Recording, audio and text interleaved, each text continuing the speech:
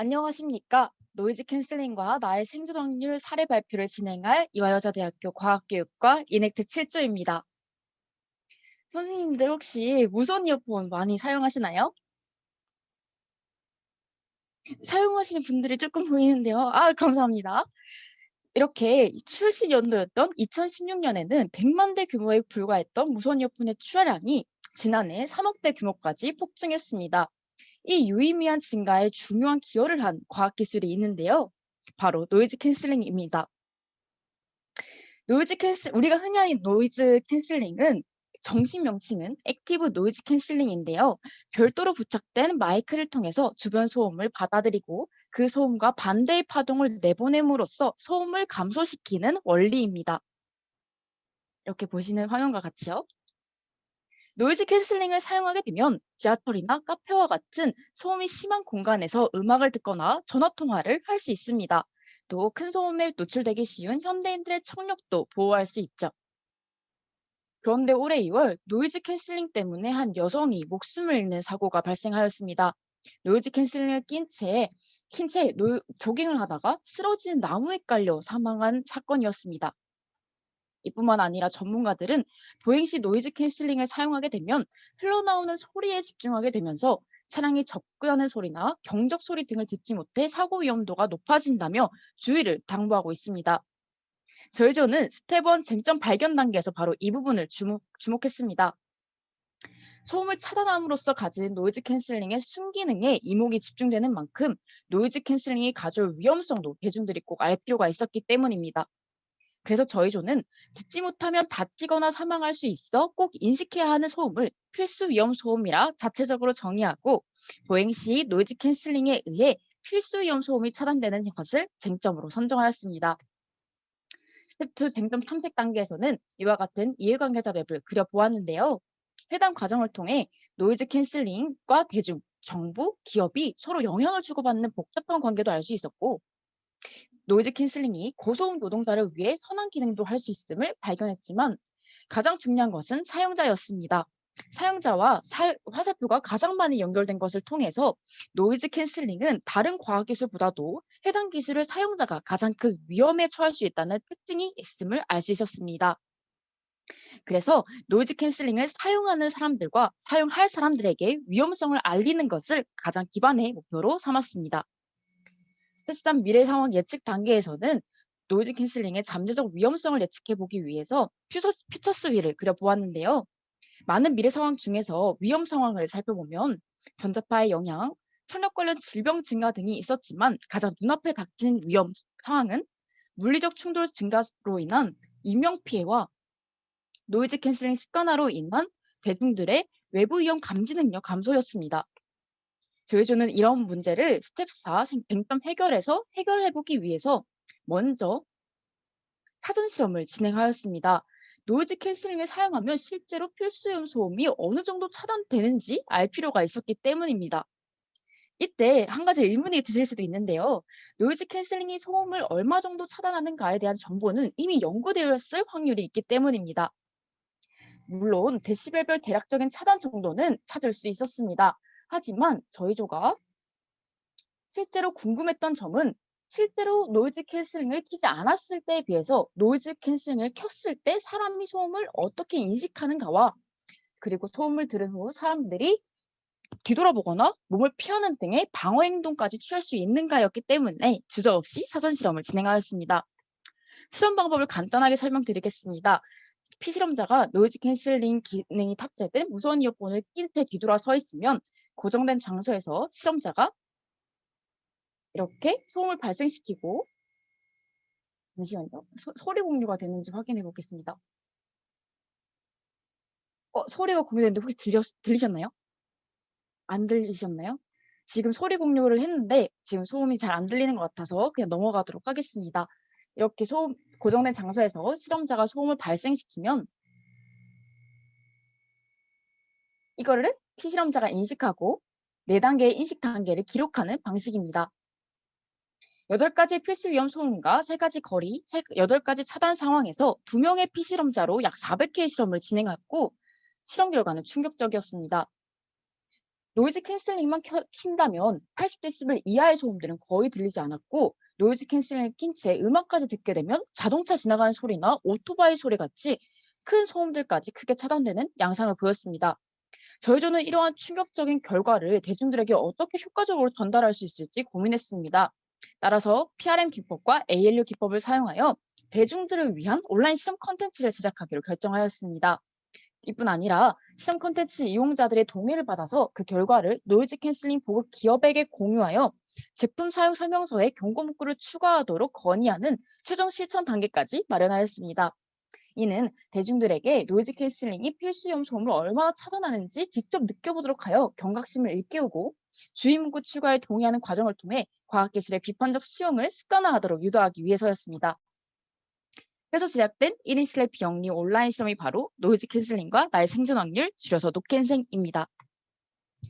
저희조는 대중들이 노캔생에 쉽게 참여할 수 있도록 온라인 가이드북을 제공하고자 노력했는데요. 대중들이 친숙하게 사용할 수 있는 파워포인트를 사용하여 가이드 PPT를 제작하였습니다. 노캔생은 네 가지 특징을 가집니다. 첫 번째는 대중들이 어렵지 않게 실험하기 위해서 실험 과정을 간소화했다는 것입니다. 이렇게 줄여진 세 가지의 필수 위험 소음을 두 가지 거리에서 각각 세 번씩 총 6회 실험을 진행하면 소요 시간이 총 15분이 나왔습니다. 이렇게 대중들이 인식한 단계를 간소화된 인식 단계인 이 세 가지 중에 하나를 이렇게 기록하면서 넘어가다 보면 마지막으로 이런 화면이 도출됩니다. 여기서 생존 확률 도출 버튼을 누르게 되면 이런 식으로 자신의 생존 확률과 마주할 수도 있습니다. 노캔생의 두 번째 특징은 이와 같이 노이즈 캔슬링의 위험성을 대중들이 더 와닿을 수 있도록 생존 확률을 도입했다는 것인데요. 즉 필수 위험 소음을 잘 인식할수록 높은 생존 확률이 도출됩니다. 이때 생존 확률은 필수 위험 소음이 무엇인지와 얼마나 멀리 떨어져 있는지에 영향을 받으므로 위험성의 가중치를 설정하기 위해 4단계의 생존 지수를 도입했고, 이 생존 지수를 생존 확률 도출 공식에 대입하여서 생존 확률을 도출했습니다. 노캔생의 특징 세 번째는 경각심을 유발하는 것이 주목적이라는 것입니다. 정확한 결과를 도출해내는 것보다도 대중들이 경각심을 일깨우도록 하여서 도보시의 사용을 줄이는 습관을 들이는 것이 제1의 목표였습니다. 따라서 생존 확률 도출 화면에서 해당 생존 확률은 대중들의 경각심을 위한 가상의 위험 확률로 실제 위험 상황의 생존 확률과 상이할 수 있다는 것을 고지하였습니다. 마지막으로 노캔생의 특징은 주의 문구 동의 과정을 통해서 대중들이 과학기술의 비판적 수용을 유도하는 것인데요. 이와 같이 해당 과정과 함께 실험 결과와 인식 변화를 여부를 묻는 설문조사를 후반에 배치하여 함께 진행하였습니다. 이렇게 만들어진 온라인 실험을 스텝 5 사회적 실천 단계에서 대중들에게 보급하여 참여를 유도하였습니다. 처음에는 만들어진 의도 그대로 1인 실내 온라인 실험을 진행하였는데요. 가이드 PPT를 첨부해둔 네이버 카페 게시글 링크를 공유하였습니다. 또 노캔색을 널리 퍼뜨리고 대중들의 참여도를 높이기 위해서 SNS 해시태그 챌린지를 진행하여 SNS 게시자 중 4명을 추첨하여 기프티콘을 제공하였습니다. 그런데 실험 시작 일주일 후에도 참여자는 20명으로 저조한 참여율을 보였습니다. 그래서 실험 참여 중 어려움을 느꼈던 참여자를 대상으로 전화 인터뷰를 통해 원인을 분석해 보았습니다. 가장 큰 문제는 실험에 참여하고 싶어도 노이즈 캔슬링 기능이 탑재된 무선 이어폰을 가지고 있지 않거나 실험 방법이 어렵고 소음이 발생하다 보니 집에서 각자 실험하기 조금 어려웠다는 점입니다. 따라서 저희는 이러한 문제점을 해결하고자 실험 환경이 조성된 오프라인 실험을 진행하였습니다. 오프라인 실험 현장을 한번 보시겠습니다.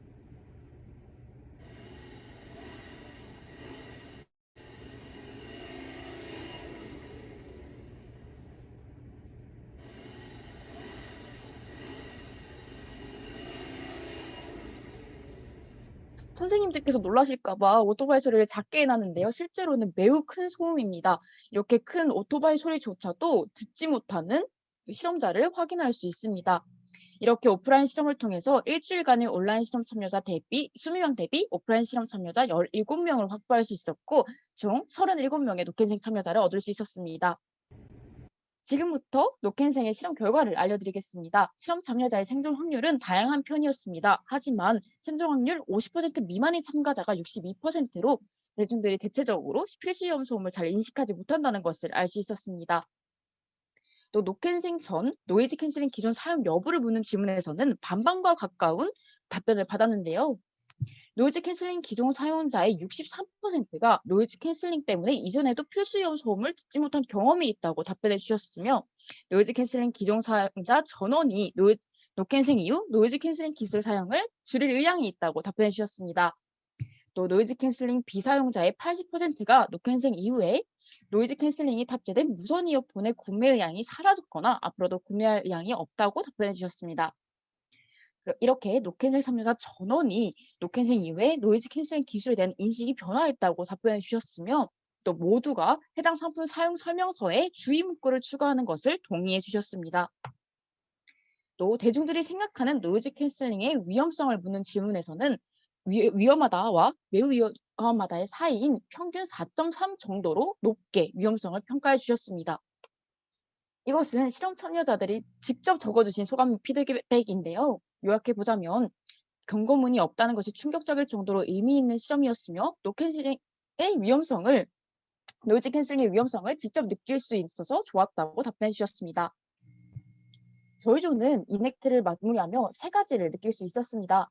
실험 결과를 분석하며 대중들에게 노이즈 캔슬링의 일면을 알려주고 한 실험 의도가 잘 전달된 것 같아 보람을 느꼈고, 또 처음에는 전문적 지식이 없어서 주저했지만 실전에 뛰어들어 부딪혀보니 진행 과정에서 배우는 것들이 많았고, 해당 쟁점 해결을 위해서 우리가 실천할 할 수 있는 부분도 많다는 것을 깨달을 수 있었습니다.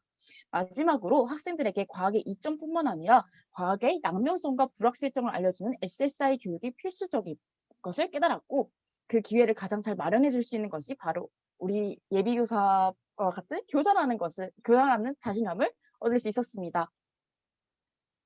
그런데 예상보다 실험 참여자 수가 저조하여서 최종 실천 단계인 주의 문구 추가 건의문 발송을 이루지 못해서 조금 아쉬웠습니다. 하지만 노캔생에 참여해 주신 37명의 실험자분들이 모두 주의 문구 필요성에 공감해 주신 만큼 지속적으로 노캔생을 배포하여 참여자 1000명이 모아진다면 꼭 해당 사항을 건의해 보고 싶습니다. 이상으로 저희 7조의 사례 발표를 마치겠습니다. 저희 7조는 여러분들의 안전한 노이즈 캔슬링 사용을 응원합니다. 발표를 들어주셔서 감사합니다. 네, 발표 잘 들었습니다. 네. 예비 교사들의 현재 모습입니다. 아주 열심히 잘 수행해 줬고요. 또 저희가 이 토픽을 선택한 이유가 고등학교 물리에서 저희가 이거 간섭 많이 나오잖아요. 그래서 충분히 선생님들께서 해볼 수 있는 프로젝트 주제라고 생각이 들어서 제가 주제를 한번 선정을 이렇게 발표를 부탁을 했는데 발표 잘 들었고요. 혹시 질문 있으신 분 계신가요? 저 하나 질문하고 네. 싶은데요. 네. 네, 발표 정말 잘 들었습니다.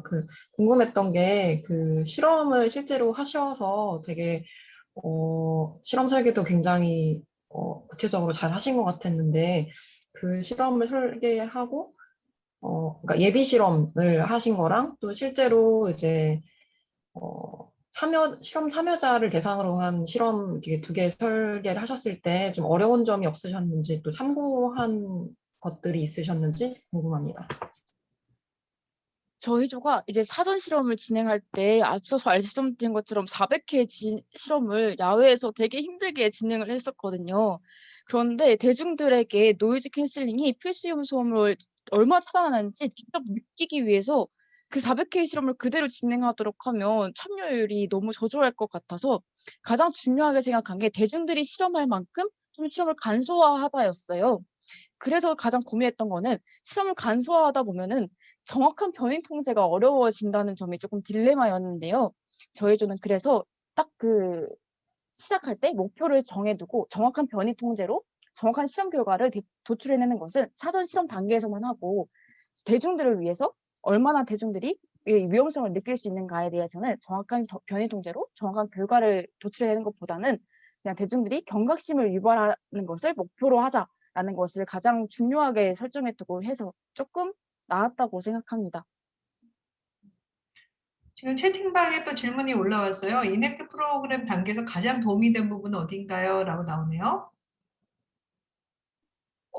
이넥트 프로그램의 단계가 4단계와 5단계여서 아마 4단계, 5단계는 그냥 가장 중요한 실천 단계라고 생각하고, 아마 4단계, 5단계를 위해서 가장 도움이 된 부분이 1, 2, 3단계 중 하나를 꼽으면 될 것 같은데요.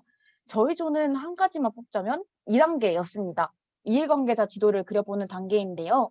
이해관계자 지도를 그려보면서 노이즈 캔슬링이 이렇게 복잡한 기술이었어? 또 느낄 수 있었고, 또 이렇게 그려 나가다 보니까 아, 이 정도는 우리가 좀 해결해 볼 수 있지 않을까라는 자신감도 얻을 수 있었던 단계였습니다. 또 가장 중요하게 화살표가 가장 많이 연결된 사용자들을 우리가 좀 타겟으로 지정해 보자라고 결정할 수 있어서 가장 많은 도움이 되었습니다. 음, 네. 이렇게 발표해준 고은진 학생에게 다시 한번 감사의 박수를 보내겠습니다. 감사합니다. 다음 사례도 선생님들께서 학교에 적용하시기 좋은 주제로 저희가 골랐습니다. 생물종 다양성과 관련해서 외래종에 대해서 토픽을 잡은 조예요. 그래서 적용 한번 해보시라는 의미에서 한번 해봤습니다. 누가 발표해 주죠? 네, 먼저 제가 발표하겠습니다. 네, 네, 이수민 학생 부탁드립니다. 네, 제 목소리 다들 잘 들리시나요? 네, 잘 들립니다. 네, 그럼 시작하겠습니다. 안녕하세요, 여러분. 저희는 외래종에 의한 생물 다양성 감소라는 주제로 프로젝트를 진행한 이화여자대학교 과학교육과 학생들입니다. 네, 오늘 저희는 팀 소개 및 연구의 목적을 처음으로 이넥트의 사이클에 따른 저희의 연구 진행 상황을 소개하고 5단계를 마무리한 뒤 연구의 개선점 및 앞으로의 활용 방안에 대해서 말씀을 드리고 발표를 마무리 짓도록 하겠습니다.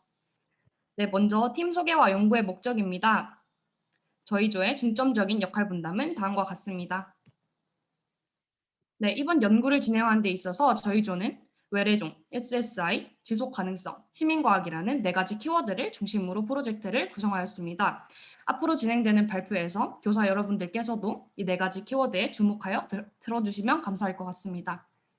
네, 그럼 이제 본격적으로 저희 조가 진행한 프로젝트에 대해서 소개하겠습니다. 먼저 스텝 1, 쟁점 발견 단계입니다. 네, 저희 조가 선정한 쟁점은 식물 외래종 유입에 의한 생물 다양성 감소입니다.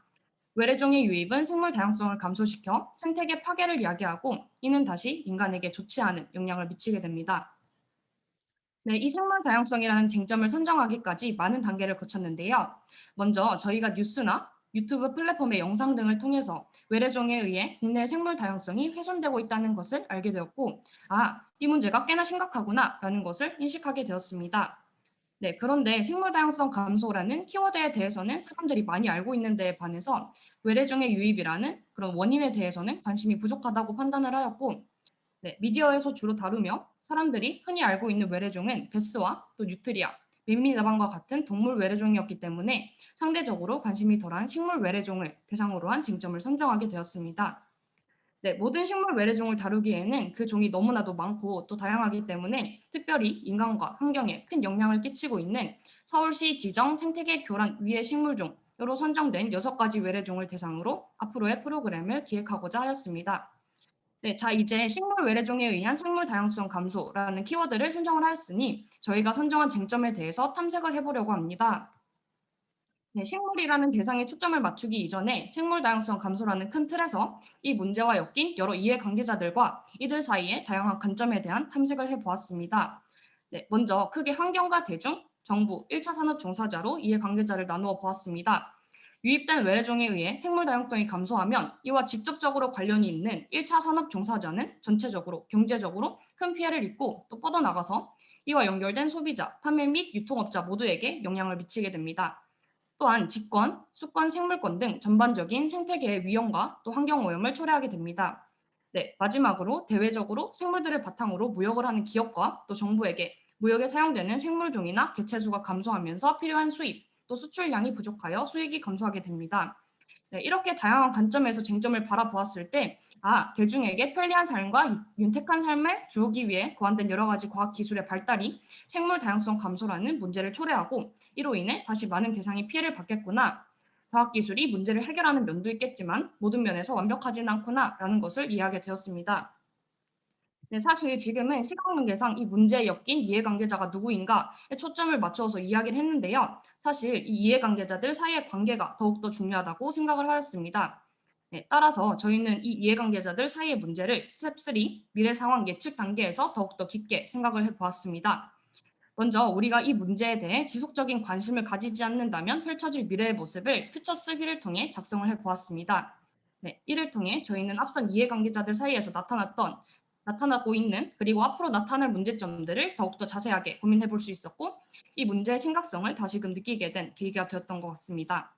네, 이후에 이렇게 예측 가능한 미래의 상황을 개선할 수 있는 방안에서도 자연스럽게 논의를 하게 되었고 총 2가지의 방안을 고안하게 되었습니다. 먼저 머신러닝, 빅데이터와 같은 IT 기술을 이용해서 기존 생태계를 보존하는 방법, 두 번째로는 유전공학 기술을 이용하여 멸종 생태계를 복원하는 방법.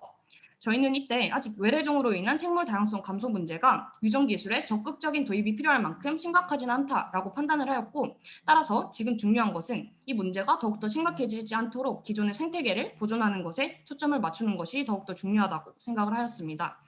네, 또한 생태계 보존에 있어 사람들의 인식은 매우 중요하게 작용합니다. 따라서 저희 조는 IT 기술을 활용하여 생태 지도를 제작하고 사람들에게 이 생태 지도를 널리 퍼뜨려서 사회적인 인식을 개선함으로써 생태계를 보존해보자라는 결론에 다다르게 되었습니다.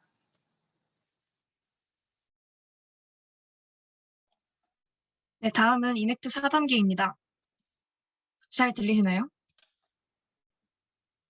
생태지도 제작에 앞서 저희는 외래종이 얼마나 심각한지 직접 눈으로 확인해보기 위해 각종 외래종을 찾으러 밖에 나가보았습니다. 근데 문제가 하나 생겼습니다. 아무리 외래종 사진을 옆에 놓고 비교를 해봐도 대체 뭐가 외래종이고 뭐가 국내종인지를 구분하기가 너무 어려웠습니다. 이러한 경험을 통해서 생물 비전공자의 입장에서도 외래종을 쉽게 판별해낼 수 있는 과학기술이 필요함을 느꼈고 맵을 개발해보자는 의견이 나왔습니다. 그러나 코딩과 인공지능을 잘 모르는 저희에게 인공지능 프로그램의 개발은 다소 막막하게 느껴졌고 해결 방안을 찾던 중에 티처블 머신이라는 것을 알게 되었습니다.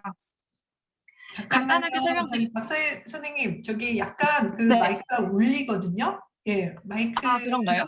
예, 좀 천천히 말씀해 주시고 그 마이크가 네네. 약간 소리가 부정확하게 잠시만요. 들려서 네.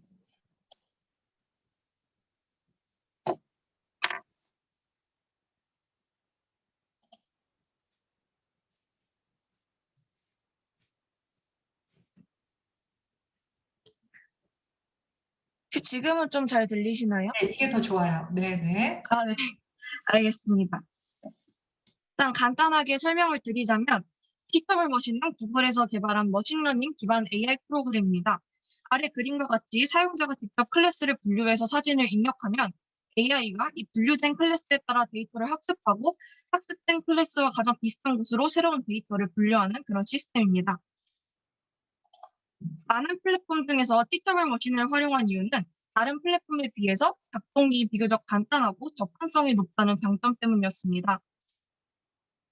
저희는 아래 6종의 식물을 판별 대상으로 선정해서 클래스로 분류한 뒤에 티처블 머신을 학습시켰습니다. 그러나 외래종 클래스 분류만으로는 식물의 판별에 한계가 있었습니다. 티처블 머신에서는 클래스와 비슷하지 않은 데이터들을 기타로 분류하는 기능이 없어서 외래종 6종과 전혀 다르게 생긴 국내종도 외래종으로 구분한다는 그런 단점이 있었습니다. 이 문제를 해결하기 위해 저희는 티처블 머신 내에 국내종에 대한 클래스도 추가하여 외래종과 구분했습니다. 총 11종의 국내종을 선정했는데 이들은 모두 쑥과 돼지풀처럼 생김새가 비슷한 아이들이었습니다. 이곳에 나와 있는 11종의 식물들이 바로 그 국내종들입니다. 각 클래스에는 60에서 100개 사이의 이미지를 입력해 학습시켰습니다. 또한 이후 티처블 머신에서 코드를 추출한 뒤 비주얼 스튜디오와 넷플릭 파일을 이용해 웹을 제작해 보았습니다. 웹 제작에는 성공했으나 이 웹이 iOS 모바일 환경에서는 열리지 않는다는 단점이 있었고 외래종 판별 활동에 실제 사용하지는 않았습니다. 저희의 티처블 머신이 처음부터 외래종을 잘 판별했던 것은 아닙니다. 문제를 해결하기 위해 클래스에 잘못 들어간 사진들을 선별해내고 여러 식물이 동시에 나와 있는 사진은 제외시키는 등 티처블 머신을 여러 번 수정하는 과정을 거쳤습니다. 테스트와 수정을 반복한 결과 티처블 머신의 정확도를 높일 수 있었습니다. 다음은 이넥트 5단계입니다. 웹 제작을 끝낸 후 저희는 저희가 만든 웹과 생태지도 제작 프로젝트를 더 의미 있게 구성할 수 있는 방안에 대해서 한번 고민을 해보았습니다. 고민 끝에 저희가 내린 결론은 시민과학이었습니다. 단순히 저희가 만든 웹을 저희끼리 사용하여 완성된 생태 지도를 사람들에게 나눠주기보다는 프로젝트의 전 과정을 시민과 함께하는 것이 더 많은 외래종 데이터를 모을 수 있을 뿐만 아니라 사람들에게 더욱 효과적으로 저희의 주제를 전달할 수 있을 거라는 생각을 했습니다. 프로젝트 진행 방식의 큰 틀은 이와 같습니다. 첫째, 사람들은 티처블 머신으로 국내종과 외래종을 판별하고, 둘째, 외래종의 발견 위치와 판별 결과를 패들릿에 업로드합니다. 그럼 저희는 패들릿에 모인 사람들의 데이터를 모아 지도에 표시하고 이를 바탕으로 외래종 생태 지도를 제작하는 것입니다. 하지만 저희가 지금 당장 전국 대상의 프로젝트를 진행하기에는 역부족이었으므로 우선 이화여대 내에서 프로젝트를 실시해 저희 활동이 실제 실현 가능한지를 한번 테스트해보기로 했습니다. 먼저 저희가 제작한 브로슈어부터 보시면 총 6면으로 구성했으며 각 면에는 프로젝트 참여 방법, 및 QR코드, 티처블 머신에 대한 설명, 외래종 6종에 대한 설명, 그리고 외래종 발견 및 제거에 대한 의의를 담았습니다. 브로슈어의 홍보는 아래 그림처럼 온라인 환경과 오프라인 환경 동시에서 진행되었습니다. 또한 저희는 저희 프로젝트를 보다 효과적으로 알리기 위해 직접 방문해 나가서 약 100장의 브로슈어를 배부하고 프로젝트를 진행했습니다. 아래 그림은 여러 학우분들께서 패들렛에 올려주신 정보들입니다. 하지만 패들렛에 잘못된 데이터가 들어오는 경우도 있었는데요. 저희는 이를 해결하기 위해 미확인 칼럼과 수정 칼럼을 추가했고 댓글로 잘못된 정보를 정정했습니다. 마지막으로 구글 폼을 통한 인식 변화 설문조사입니다. 설문 결과 주제에 대해 이전에 들어본 적이 있다는 결과가 좀 더 많았는데 저희가 브로슈어를 나눠주며 실제 이를 질문해 보았을 때는 대부분 잘 모르거나 알더라도 대부분 뉴트리아와 같은 동물 외래종에 대해서만 들어봤다는 의견이 많았습니다. 또한 마지막 두 질문에 대해서는 모든 학우분들께서 긍정적인 반응을 보내주셨습니다. 또한 저희는 이처럼 구글 폼으로 저희 프로젝트에 대한 다양한 피드백도 들을 수 있었습니다. 아래 그림은 패들렛을 바탕으로 제작한 생태지도입니다.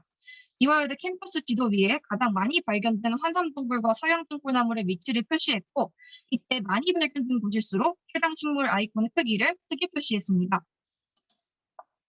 저희 조는 특히 이번 활동을 통해 이네트 프로젝트에서 사이클의 의미를 제대로 느낄 수 있었는데요. 5단계 이후 2단계로 돌아가 이해관계자 맵을 다시 그려보았습니다. 처음에는 최대한 다양한 이해관계자들 사이의 관계에 주목해서 맵을 그렸다면 5단계 이후에는 저희 프로젝트에서 초점을 두고 있는 이해관계자들 사이의 관계에 맞게 맵을 재구성해 보았습니다. 특히나 저희 활동에서 4, 5단계에서의 순환은 매우 활발하게 진행되었는데요. 5단계에서 사람들이 패들렛에 올려준 데이터 중에서 반복적으로 오류가 발생하는 부분들을 분석해 4단계로 다시 돌아가 티처블 머신을 지속적으로 업데이트하였고 이를 다시 5단계에서 업데이트된 티처블 머신의 QR코드를 다시 재배포하는 형식으로 돌아갔습니다. 다음은 한계점과 개선 방안 그리고 프로젝트의 활용 방안에 대해 이야기하겠습니다. 먼저 티처블 머신입니다. 아래에서처럼 티처블 머신에 자체적인 한계로 인해서 여러 가지 어려움들이 있었고 또 업데이트를 할 때마다 바뀌는 QR코드를 지속해서 시민에게 전달하는 것이 좀 번거로웠습니다. 이는 보다 정교한 프로그램의 개발과 다양한 클래스의 선정을 통해 개선할 수 있겠습니다. 시민 참여에서도 여러 가지 한계점이 있었는데요. 무엇보다 홍보에 비해 참여 인원이 조금 부족했다는 점, 그리고 짧은 시간 동안 프로젝트에 대해 상세하게 설명하기 좀 어려웠다는 점입니다. 이를 개선하기 위해서는 부스나 팻말을 제작해 사용 방법을 알리고 홍보 장소와 기간을 좀 더 다양하고 길게 설정하면 좋을 것 같다는 생각을 했습니다. 마지막으로 저희가 생각한 이 프로젝트의 활용 방안입니다. 저희의 최종 목표는 외래종으로 인한 생물 다양성 감소 문제에 대한 관심이 지역사회로 확산되는 것입니다. 즉 이화여대 내에서 생태지도를 제작한 것은 이대 내에서의 외래종 생태지도를 만들고 끝내기 위함이 아니라 이대를 시작으로 더 넓은 사회 범위에서의 프로젝트를 지속해 나가기 위한 첫걸음을 내딛는 일종의 파일럿 활동이라고 할 수 있겠습니다. 이대를 시작으로 다른 대학교, 다른 마을, 두 단위로 외래종 생태지도 프로젝트를 확장해 나간다면 보다 지속 가능한 프로젝트로서 의의를 가질 것입니다. 또한 저희는 농부에게 저희의 활동으로 도움을 줄 수 있는 방안에 대해 생각해 보았습니다. 드론에 외래종 판별 인공지능을 탑재하는 방법인데요. 이를 통해 농부는 직접 외래종이 어디에 있는지 힘들게 찾으러 다니지 않아도 인공지능이 제작한 지도를 바로 제거 작업에 들어갈 수 있게 됩니다. 물론 저희의 능력으로 드론에 탑재할 매우 정교한 인공지능을 제작하는 것에는 분명히 한계가 있습니다. 하지만 저희의 활동이 이런 부분까지 확장할 수 있다는 것에 의의를 두었습니다. 감사합니다. 네, 발표 감사합니다. 네, 이번 사례도 아마 선생님들 AI 요즘 학교에서 엄청 강조되고 있는데 그 좋은 사례가 되지 않을까라는 생각에서 또 소개를 드렸습니다. 이 조는 처음에 외래종 뽑으러 산에 올라가겠다는 걸 저희가 말려가지고 다른 방법을 한번 찾아보자 해서 이런 아이디어를 내봤는데 결과적으로 또 좋은 예비 교사로서의 배움이 되지 않았나라는 생각이 듭니다. 질문 좀 받아보겠습니다. 질문 혹시 있으신가요? 지금 채팅창으로 여러 가지 올라오는 것 같은데요. 네, 사이클을 순환적으로 적용하는 것도 인상적이었다. 이제 실제로 하다 보면 학생들이 전후로 이렇게 왔다 갔다 하면서 생각을 좀 더 정교화하는 그런 부분이 생기는 것 같습니다. 질문 있습니다. 누가 대답해 줄래요? 김추령 선생님 질문이 있는데요. 네이버 스마트 렌즈를 잘 사용하지 않고 티처블 머신을 이용한 이유는 변별력이 티처블 머신이 더 정확하기 때문이었나요? 라는 질문입니다. 이거는 아무래도 이제 네이버 스마트 렌즈를 활용하면 좀 더 정확하게 판별이 될 수는 있겠지만 저희의 웹의 목표가 오직 외래종과 국내종을 판별하는 데만 목적이 있었기 때문에 저희가 자체적으로 딱 그것들만 분류할 수 있는 것을 만들기 위해서 티처블 머신을 한번 제작해 보았습니다. 또 어떤 질문이 있을까요? 네, 여러 가지 격려해 주시는 그런 말씀들이 채팅창에 올라가 있어서 또 예비교사들이 많은 힘이 되지 않을까라는 생각이 듭니다. 이 학생들이 지금 이제 현장에서 교육봉사로 학생들 지금 이제 앞으로 자신들이 수행한 경험을 바탕으로 이제 지도하고 있거든요. 지금 시작을 했거든요. 그래서 또 선생님들한테 실질적인 좀 더 도움을 줄 수 있지 않을까라는 생각도 들었습니다. 네. 네, 그러면은 이것으로 사례 발표를 모두 마치도록 하겠습니다. 이제 발표해 주신 또 예비교사 또 교수님들 다시 한번 감사의 말씀을 드리도록 하겠습니다.